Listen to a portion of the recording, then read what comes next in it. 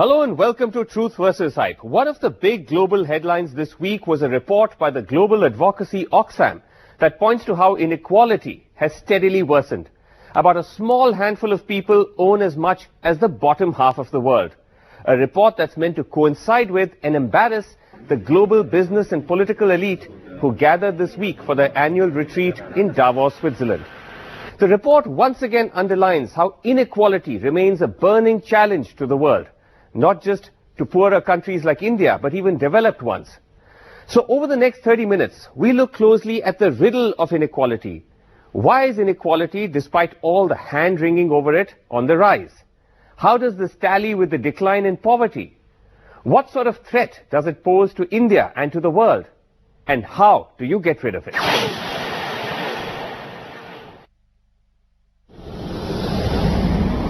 Davos, Switzerland. Amidst the high-powered networkers, a reality check from the head of Oxfam.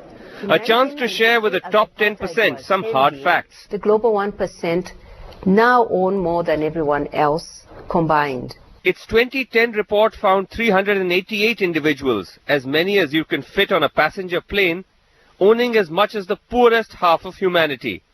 Now it's just down to 62 individuals, as many as you can fit in a double-decker bus that own the same amount as the bottom half. That wealth of the richest 62 people is 1.76 trillion, almost equal to India's GDP. Winnie Banima of Oxfam, thank you for joining us from Davos. Very brave of you to take your message of inequality there. Is anyone even listening to you? Whether they are listening or not, we are going to say this enough times. And our research shows that this is not just a flip, that it is hardwired in the economies of our countries, and unless we stop and unwire this, this is leading to slower growth, which is bad for business. It's leading to people being trapped in poverty generation after generation, and it's sparking social unrest. So they've got to take notice. As the rich were getting richer, the poor, as the cliche goes, are getting poorer. Meanwhile, the bottom half of humanity has seen their total wealth decrease by 41%. So you see the trend.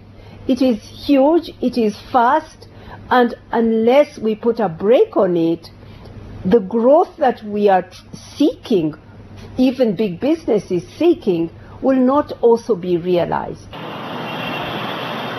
The inequality index is more acute in poorer countries like India, and it's also worsened.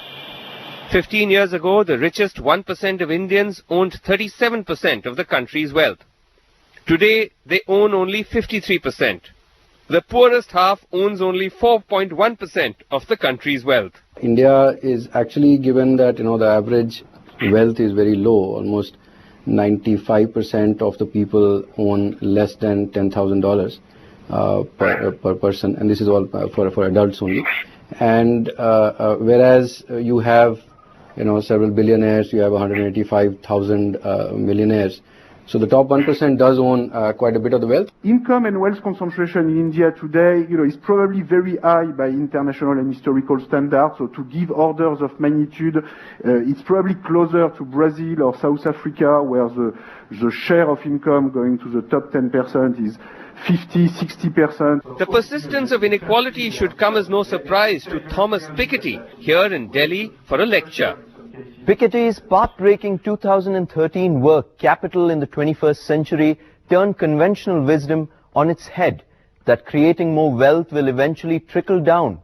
He mined a vast amount of data to show that, in fact, it's the reverse. But many have questioned this logic, arguing that the wealth gap is simply countries or corporations or individuals doing better. Unless we want to be in a communist society, it is absolutely fair. If they didn't earn it through drugs or if they didn't earn it illegally, absolutely fair.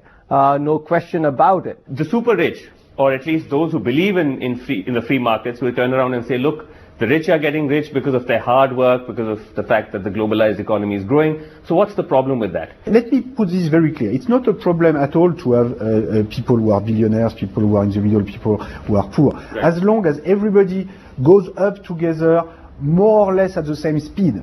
Now, the problem is that this is not what's happening. If you look at any ranking of billionaires published by Forbes or other magazines, yes, what you find is that the top wealth group have been rising at 6, 7, 8, 9% per year, which is 2, 3, 4 times faster than the size of the world economy. So I think everybody can understand that this cannot continue forever. According to Piketty, the world, or at least first world countries that he studied, were not always unequal.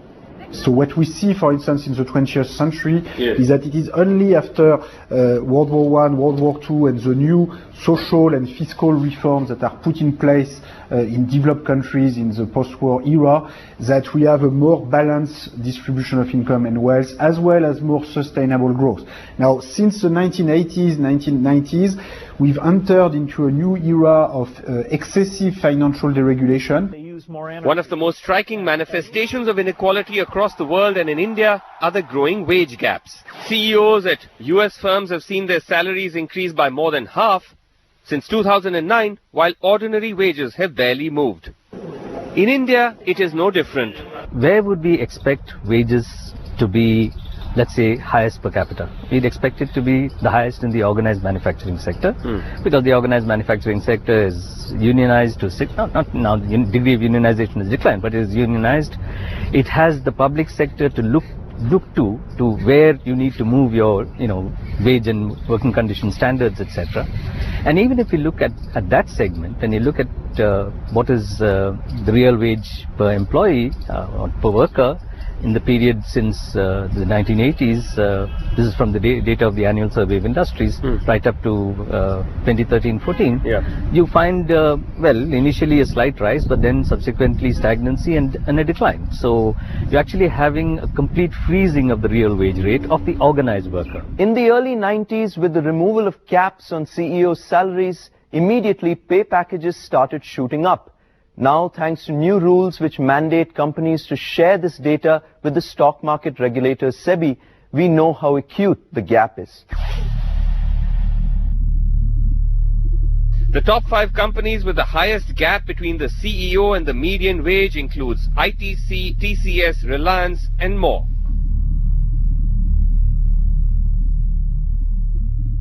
If you ask me, it's not a good thing that somebody should be earning in the company 250 times more than the lowest employee. That's something, to me, as an individual, as a personal issue, but as an issue of society, as an issue of the corporation.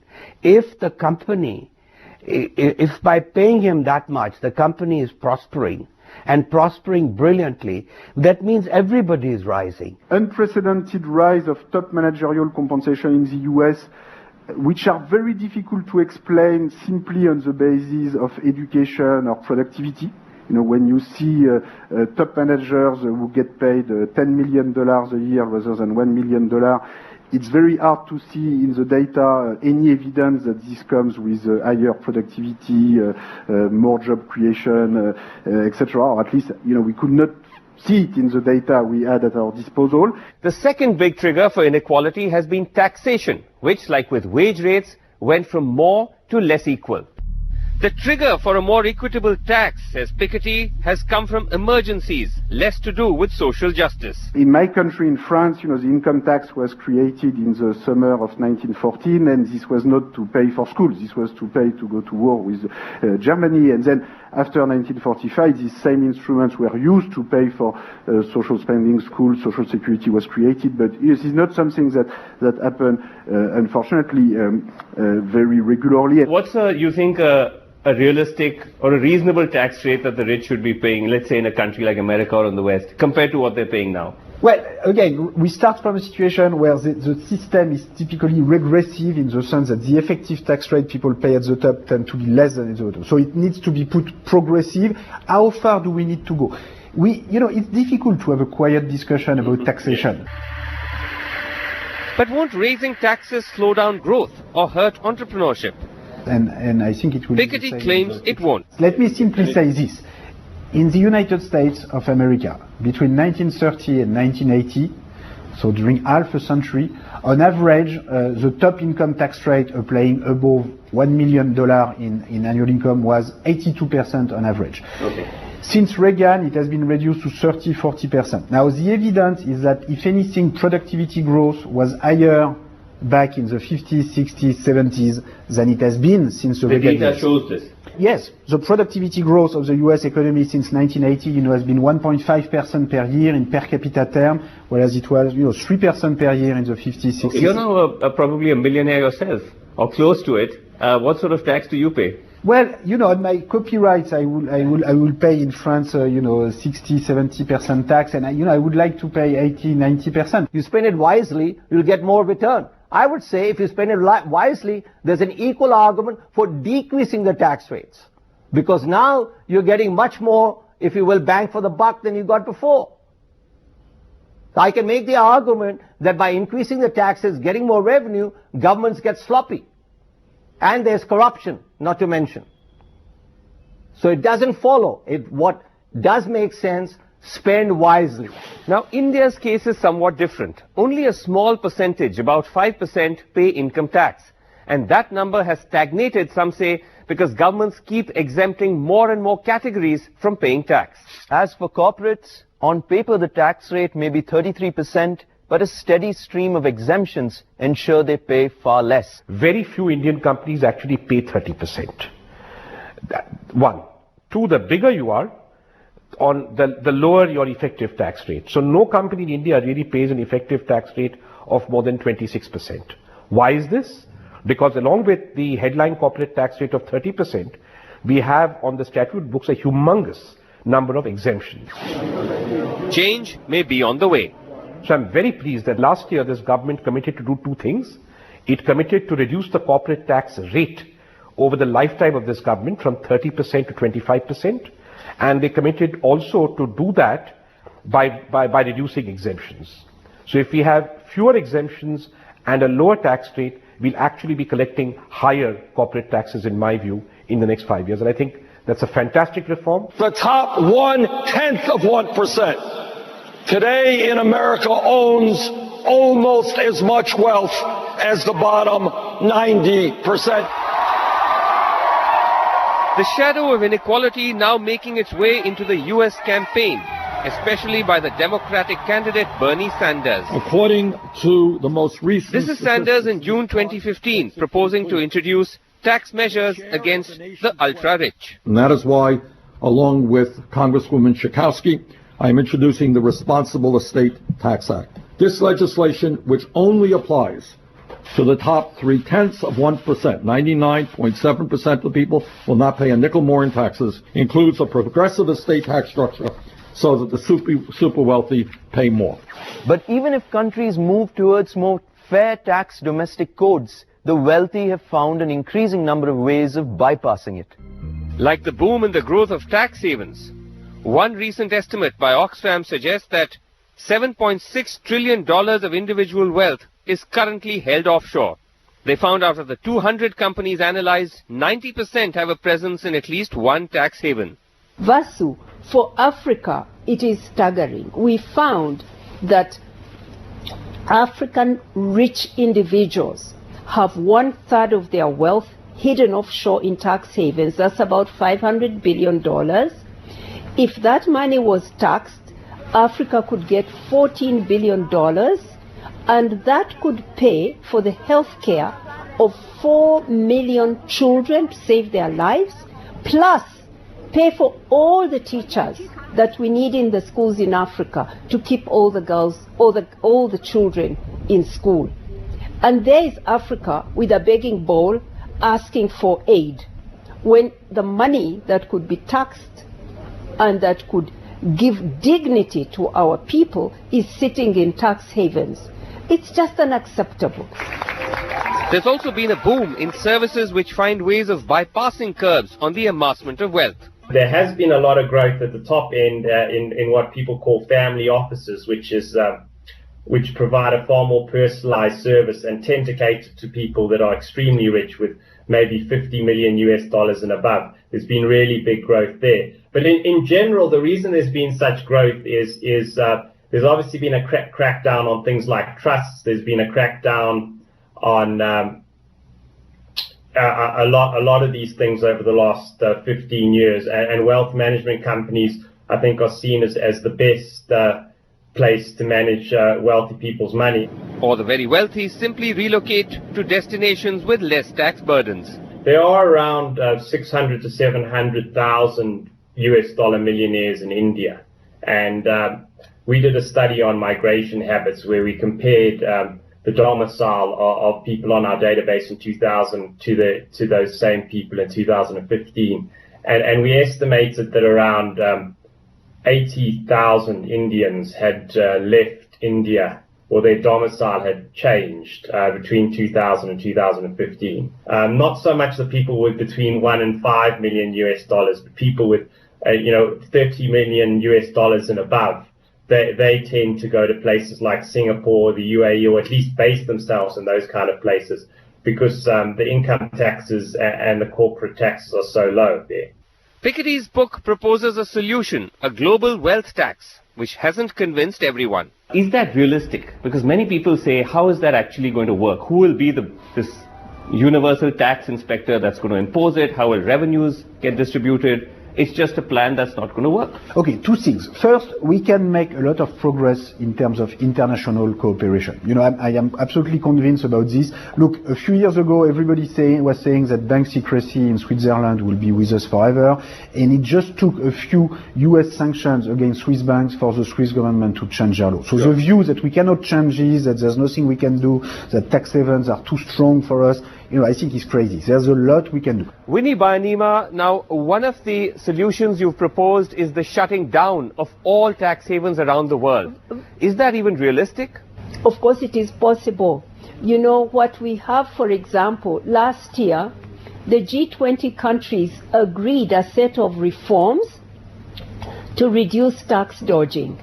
But because the process was led by the OECD, the rich countries, which include some of those countries that have big companies that benefit from tax havens, and some of the countries are themselves tax havens, they conveniently didn't tackle the issue of tax havens. Coming up on Truth versus Hype, we examine the paradox of rising inequality but falling poverty. That's next. Back to Truth versus Hype. Inequality may be on the rise, but poverty is falling around the world. The exact quantum of the drop is being debated, but no one disagrees that there has been a drop. So is the alarmism over inequality misplaced? The late Suresh Tendulkar, who told us that 1% of Indians had been crossing the poverty line every year since 1985. Now, this amounts to 280 million people. And now that's not as much as China, but still China is almost 400 million, but still it's something to celebrate. First of all, if growth were more equitable, then poverty would decline much faster than it is today. And secondly, inequality is a concern in its own right. It's not all about poverty. Inequality ruins people's lives in many direct ways. The second thing is that the economic inequality in India are very severely compounded by inequalities of caste and gender. Inequality is also an infringement of democracy. This is something that Dr. Ambedkar talked about again and again, and that is still applicable today. For example, in an unequal society, it's much harder to provide quality public services, starting, for example, with education. Inequality's impact on education? Data finds that as Indians ascend the economic spectrum, they opt for private schools. Across India, the enrollment of children in private education is on the rise, with the numbers now showing that 35% of all enrollment is now in private schools. But the disparity between the two couldn't be more stark, where one survey showed that over 70% of children in private schools were from higher income groups. And this disparity is also in the learning levels. The same survey showed that private schools were doing much better in mathematics, comprehension and reading levels than in government schools. Total budget for public health in India is 1%.